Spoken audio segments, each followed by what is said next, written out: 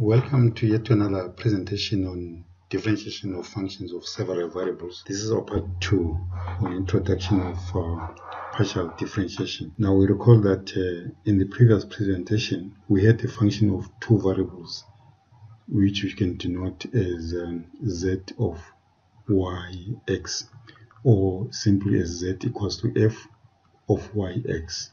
In a similar way, when we had the functions of one variable, we could say the function is y is equal to f of x. So now here is z equals to f of x, y. So for example, given a point on a plane, horizontal plane xy here, a point AB, but in this case given as AB 0, indicating that the coordinate z is equal to 0. If we evaluate this function here, we would get the points, we put the value z equal to c. That's what we gave here, z equals to f of AB equal to c, the third coordinate here. Now coming back to partial differentiation, remember we said we're going to look at partial derivatives in along the direction of x or along the direction of y. So now just to get a feel of, what it means to get a partial derivative in the direction of x and the partial direction of y, we have the following. Like for example, if with a function, like the function is represented here is the function f of x, y equals to 5 minus x squared minus y squared. So this will be your z equals to that. Now notice that only in three dimensions actually we've got the horizontal plane, which is the xy plane, and we've got the vertical plane here, which is yz, and on the other side here between z and the x we've got the plane xz. So now check that on each of these planes, the three of them, for example, let's say we set z equals to 0, for example. If you look at this equation, if z is equal to 0, we're going to get 0 equals to 5 minus x squared minus y squared. And adding on both sides plus x squared plus y squared, we'll get this as x squared plus y squared is equals to 5, which means this is a circle of radius 5. So on the horizontal plane xy, this function would give us actually a circle, which is given by this dotted line the other side, because you cannot see that, and we've got that circle. Now if we set our y equals to 0 in this equation, you get z equals to 5 minus x squared, which actually if we look at this we get a parabola, but now this will be parabola where on the xz plane, so which will be the parabola which runs this way up to the 5, then turn down and dotted up to the other side of the x-axis. And then if we, on the other hand, now we set x equals to 0, we'll get z equals to 5 minus y squared. Similarly, we'll get a parabola. Now the parabola will be on the yz plane, which will be represented by this dotted line and this solid line on this side. So actually what we get here, we get a circle, then we get these parabolas sort of making a solid shape, which is called a paraboloid, and giving us a surface. Now to understand what is the partial derivative of, let's say, z with respect to x and the partial derivative of z with respect to y, which you can also denote as z y, and this side you can denote it as z x. That's another notation. So then this is what actually geometrically you can interpret this to be. Let's say we've got this surface. Let's start by, let's say we put a plane parallel to the yz plane. So a plane parallel to the yz plane will be something more or less like this. Our lines here, parallel lines here, represent a plane. So this represents the intersection between the surface and the plane. In this case, on the surface and the plane will generate this blue curve there, and the partial derivative in this direction, which is in the direction of z, will be partial derivative of z with respect to y, which will be giving the slope of that of the tangent line on to this blue curve, depending on the point we choose here. Then on the other hand, now if we consider the partial derivative of z with respect to x, that means that's also we put a similar plane parallel now to the xz plane, and again it will generate a parabola curve which marks the intersection of the plane with the surface, and then we'll see something which looks as follows. So there at this point we see the intersection of the two tangent lines, one tangent line tangent to the red curve, which is the intersection of this blue plane parallel to the xz, and the other plane which is parallel to the yz. So this point here will be the point of intersection of these two tangent lines to these curves. Now in 3 dimensions, actually these two planes will be contained in a plane, which will give us the concept of what we call a tangent plane. But at the moment we're just going to focus on the partial derivatives in the direction of x and the direction of y, and complete these derivatives. So for today, once you've got this idea of what is the geometrical these partial derivatives mean, the other thing which is important is to practice and know how to do partial differentiation.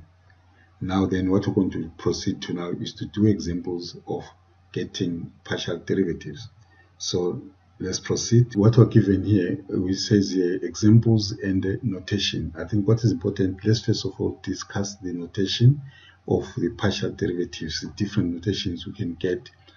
We know already that we said if you have differentiate with respect to x, the whatever contains variable y or whatever doesn't contain x will be considered as a constant. Now let's turn to the notation briefly before we do the first order derivatives of the following functions. Let's say we're given a function z of x and y. Now talking in terms of partial derivatives, if we talk of first order like we saw before, we'll talk of partial derivative of z with respect to x, which we said we can also denote as zx. That will be the first order partial derivative with respect to x. With respect to y, we would say delta z delta y, and the other useful notation which you can see sometimes we say this as zy.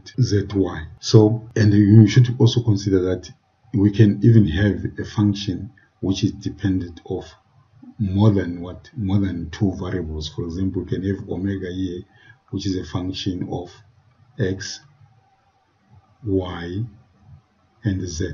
So again here we would talk of partial derivative of omega with respect to z, but the way you compute them will be exactly the same. So for now we're going to focus on, let's say explain this notation. I'm going to use the function of two variables. Now when we come to the second order derivatives, this is what you should understand. Now this zx can actually be still a function of two variables x, y, and same applies to that. So which means when we are looking at the first derivatives, we can differentiate them further with respect to x, or we can differentiate with respect to y. There are two ways of doing this. We can maybe differentiate this one with respect to x, then we will be doing this partial derivative with respect to x of the partial derivative of z with respect to x. That will be this. And then if we use this kind of notation, we'll be simply saying partial derivative of z with respect to x brackets x, which if we then use z, then this will look like zx x. Actually this will simplify to delta 2z delta x squared. Then there we will say we've got a pure partial derivative of z with respect to x. Or you just use the word pure here, you will see what do I mean by that soon. And then similarly, we could go to this derivative and differentiate again with respect to y. Then we say partial derivative with respect to y of the partial derivative of z with respect to y, which in that notation would be simply saying partial derivative of z with respect to y.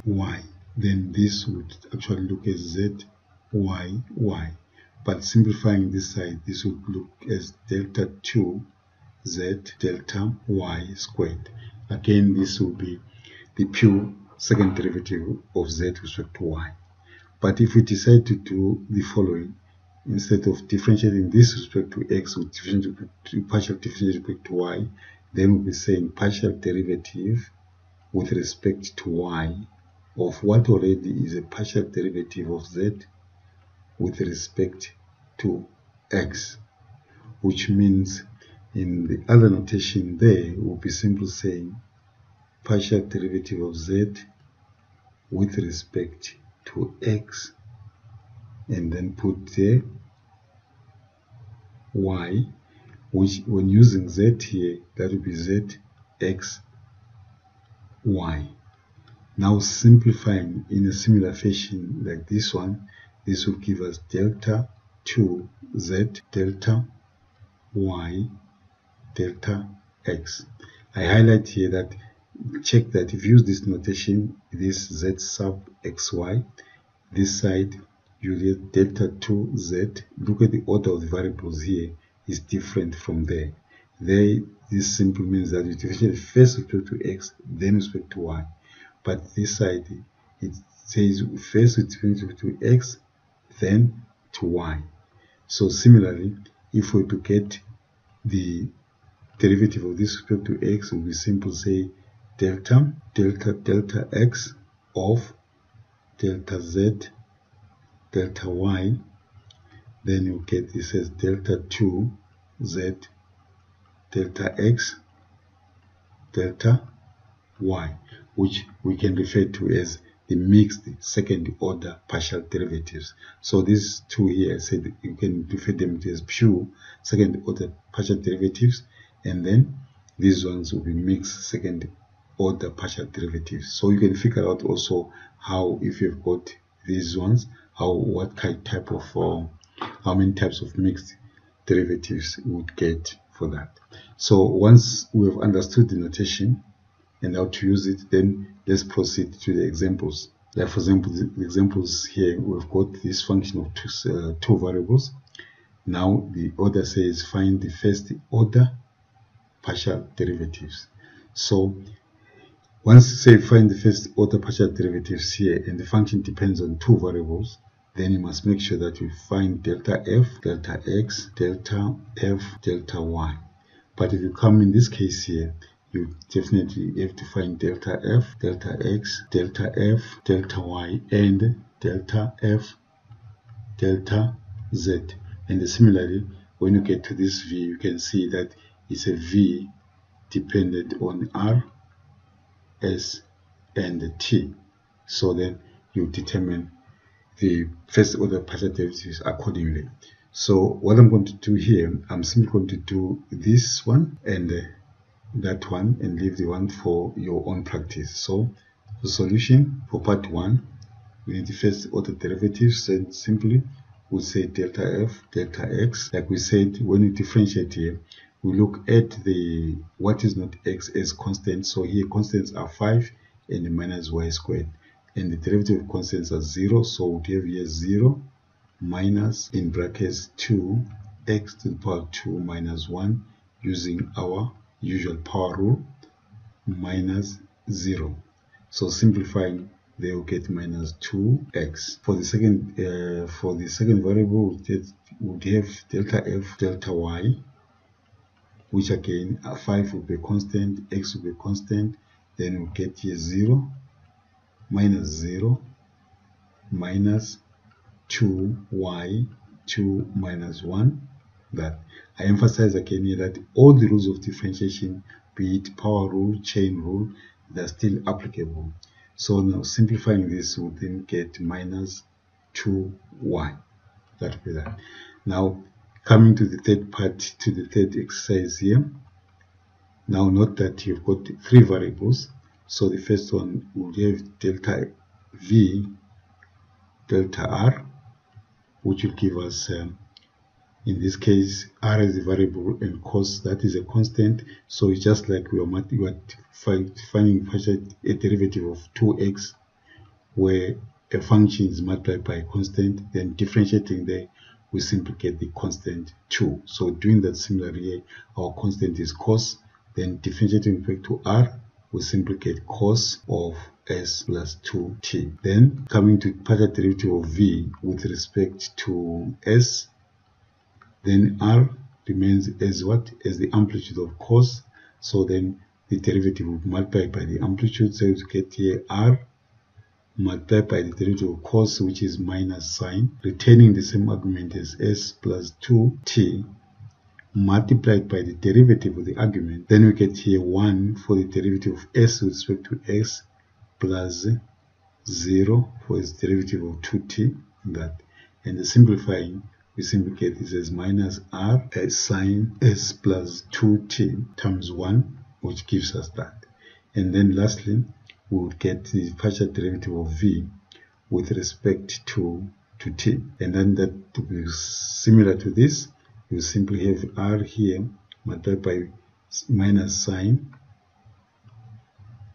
s plus 2t multiplied by the derivative argument, in this case the derivative of s, which is a constant in this case, 0, plus the derivative of 2t, which is exactly similar to this, we get 2.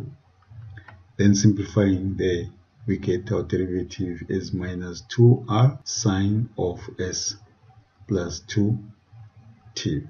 So now I will encourage you to continue this and do the following, this one is for your practice. And please, you can use any notation like I've shown you above. You don't need to stick to one notation, just for practice and get used to. Then moving forward, now we come to this exercise which says find the second order partial derivatives of the following multivariable functions. So now here we've got a function of 3 variables. Again, I'm going to do one and leave the other one for your practice. Then let's say solution here. Now please note, when you say second order partial derivatives, you must notice that there's no you can learn that second order partial derivatives without the first order partial derivative.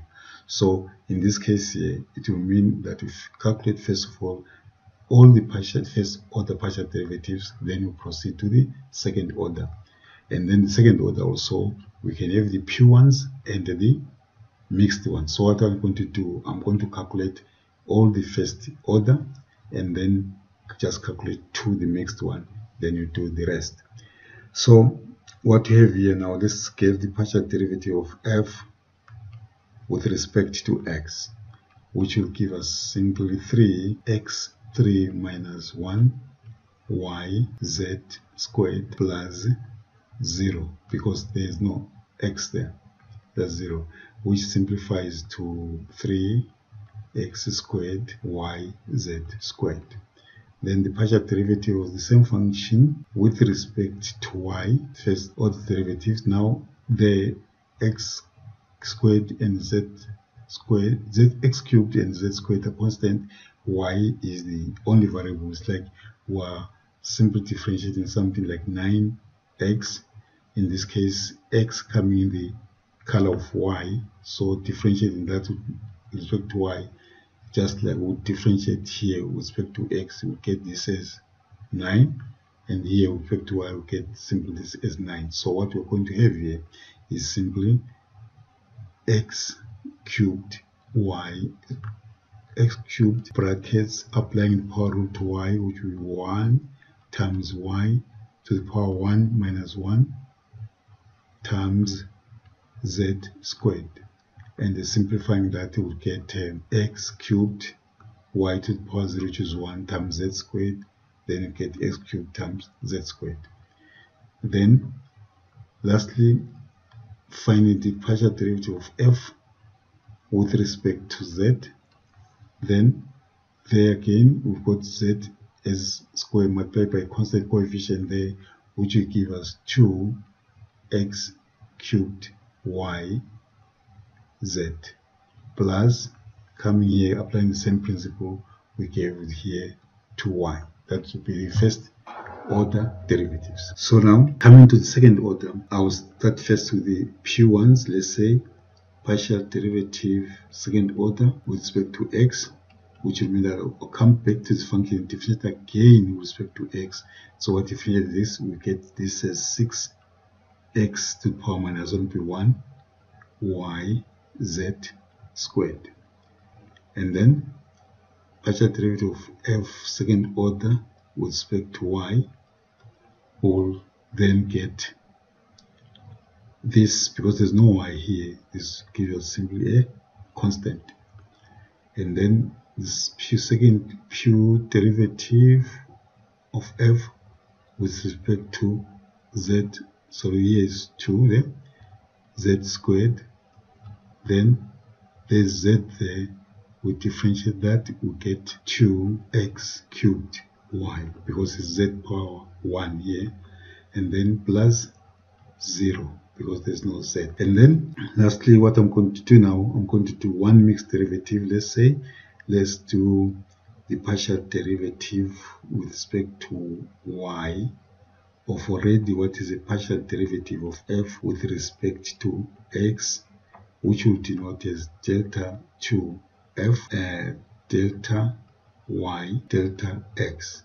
Remember, this is what we said is going to come as fxy. Then we'll just look for this derivative, which is this one here, and differentiate back to y. Then we'll simply get here 3x squared z squared. And on the other hand, if we now get the partial derivative of the partial derivative back to x of what already is a derivative of f with respect to y, will then come to this one and differentiate with respect to x. Then this will give us 3x squared z squared. And then you can do it similarly to other mixed derivatives of this one with respect to x and with respect to y. But notice something interesting here. These two derivatives here are equal. This is not an accident. I give you homework to try to find out when do you usually get these derivatives equal. I would like you to read and find out that. Now, moving forward, we've got the following homework for your practice. It says here, if z is xy plus x to the power y over x, then x plus the partial derivative of z to x plus y partial derivative to y is equal to xy plus z. So it says show that. So what you have to do here, you simply go to compute these derivatives and multiply them accordingly like this, and see that this reduces to the left hand side. Then we have shown that. Then otherwise, the next now, the two exercises here, you are supposed to find the second order partial derivatives of the given function. Like I said before, you can't find the second order partial derivatives without having first found the first order derivatives. So I leave this for your practice, after which you can go to your text and practice further so that you can understand this type of work. Otherwise, at this point, I would like to say thank you for listening. My name is Charles Wells Fanny Msiba.